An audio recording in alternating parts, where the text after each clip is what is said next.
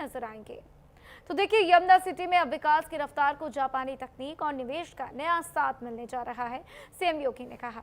तो सीएम योगी आदित्यनाथ की पहल से ग्रेटर नोएडा में 500 एकड़ में बसने जा रही है जापानी सिटी, जहां उद्योग होंगे, रोजगार के नए अवसर होंगे और अत्याधुनिक तकनीक के साथ औद्योगिक विकास की नई कहानी लिखी जाएगी। यूपी जापान निवेश सम्मेलन में मुख्यमंत्री योगी आदित्यनाथ ने जापानी निवेशकों को उत्तर प्रदेश में निवेश का न्योता दिया। सम्मेलन में 200 से ज्यादा जापानी उद्योग प्रतिनिधियों ने हिस्सा लिया। तो वहीं एस्कॉर्ट्स कुबोटा और स्पार्क मिंडा समूह ने बड़े निवेश का ऐलान किया।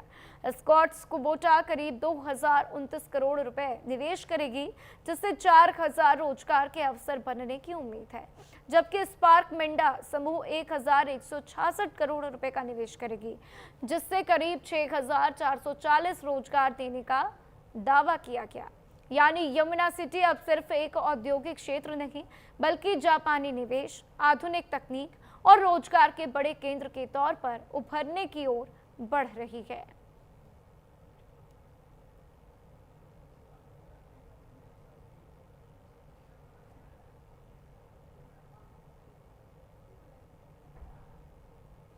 तो मैन्युफैक्चरिंग का हब नोएडा की जापानी सिटी होगी। जापान की तरफ से इन्वेस्टमेंट जो है वो उत्तर प्रदेश में किया जा रहा है। इसको लेकर 5 दिन का ये कार्यक्रम, जिसपे जापानी इन्वेस्टर्स के साथ सीएम योगी आदित्यनाथ मुलाकात करते हुए नजर आते हैं और इसी बीच ये 2 ऐसी डील्स पर हस्ताक्षर किए गए हैं, जिसके बाद से जापानी इंडस्ट्रीज जो हैं वो भारत में निवेश करेंगी, उत्तर प्रदेश में नोएडा में निवेश करेंगी, जिससे उत्तर प्रदेश को रफ्तार मिलती हुई नजर आएगी। रफ्तार के साथ साथ रोजगार के अवसर पैदा होंगे और करीब 10,000 से ज़्यादा लोगों को फायदा मिलता हुआ नजर आएगा। तो देखिए किस तरीके से इस पर मुहर लगाई गई है। ग्रेटर नोएडा में 500 एकड़ में जापानी सिटी बनाई जाएगी और इससे रोजगार के अवसर पैदा होते हुए नजर आएंगे।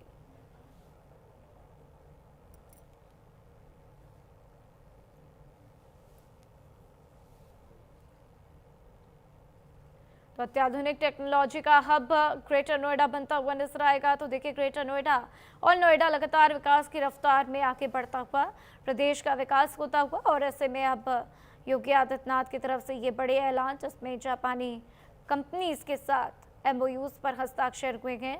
राज्य को बड़ा इन्वेस्टमेंट मिलता हुआ सीएम योगी का विजन है 1 ट्रिलियन इकोनॉमी का, और इसी विजन को आगे बढ़ाने की दिशा में ये बड़े इन्वेस्टमेंट्स उत्तर प्रदेश में होते हुए सीएम योगी का मेगा प्लान, 5 दिनों की ये बैठक, ये मुलाकात, ये समिट, जिसमें कैसे उत्तर प्रदेश में निवेश लाया जाए उस पर फोकस किया जा रहा है। तो जहां 2047 विकसित भारत का लक्ष्य है, तो वहीं 2047 विकसित भारत के लक्ष्य को पूरा करने के लिए तमाम राज्यों का विकास भी बेहद जरूरी है। और ऐसे में हर राज्य कहीं ना कहीं कोशिश करता हुआ कि वहां फॉरेन इन्वेस्टमेंट्स आए। अगर मध्य प्रदेश की बात करें तो एमपी में भी डॉक्टर मोहन यादव ने निवेश के लिए कई विदेशी नेताओं से मुलाकात की, विदेशी उद्योगपतियों से मुलाकात की, और मध्य प्रदेश में भी निवेश आ रहा है। और ऐसे में देखिए अब यूपी में भी जापान का निवेश आता हुआ।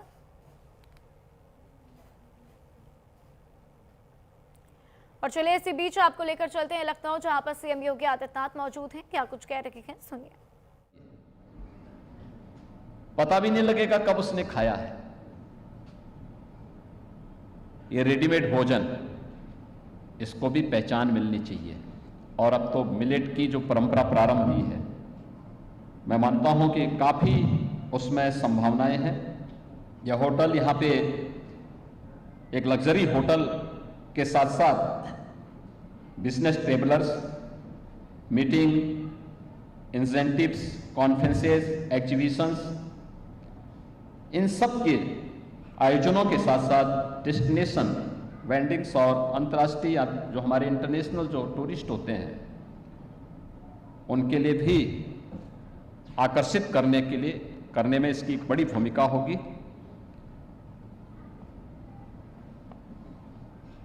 लखनऊ के विकास में या जिस सिटी में हम रहते हैं, उस सिटी के विकास में हम सब अपना योगदान दें। हम केवल अपने वर्तमान में न जिए, हमारे स्तर पर अपने भविष्य के लिए क्या कुछ होने जा रहा है उसके बारे में सोचें।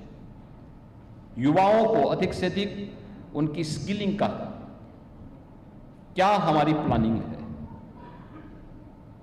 स्केल है, उस स्केल को स्किलिंग के साथ आप जोड़ेंगे तो डबल इंजन सरकार की स्पीड यूपी को वहां पहुंचाएगी जहां पर वह अनलिमिटेड पोटेंशियल के साथ साथ भारत की इकोनॉमी के ग्रोथ इंजन को लीड करने वाले राज्य के रूप में अपने आप को स्थापित करेगा।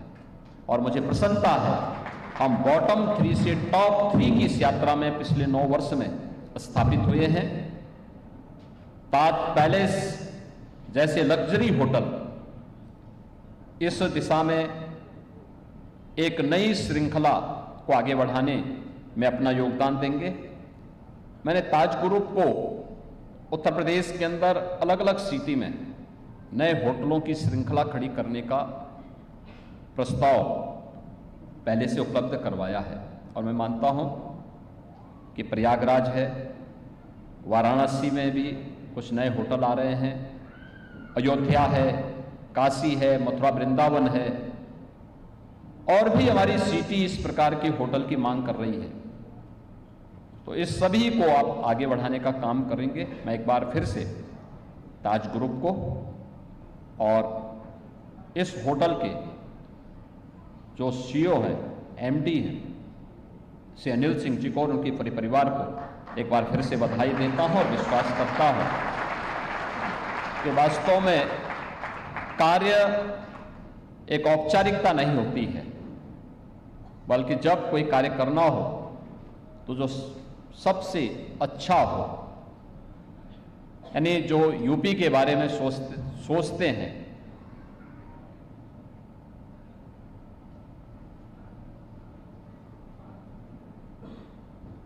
यानी थिंक बिग, थिंक यूपी, यानी बड़ा सोचो, यूपी जैसा सोचो।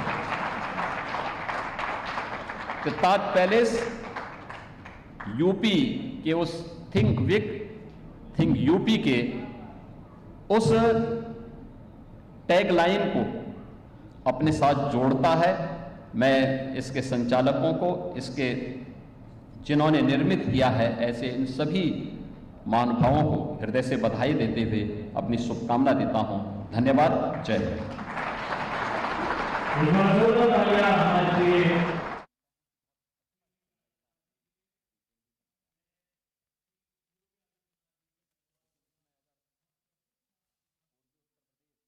रहे थे जिन्होंने लखनऊ में ताज पैलेस से प्रदेशवासियों को सौगात दी है। कुछ खास बड़ी बातें उनकी तरफ से कही गई। तो लखनऊ में होटल ताज पैलेस का उद्घाटन कार्यक्रम चल रहा था, जिस दौरान सीएम योगी आदित्यनाथ प्रमुख बातें कहते हुए नजर आए। तो ताज पैलेस से लखनऊ को नई सौगात उनकी तरफ से दी गई है।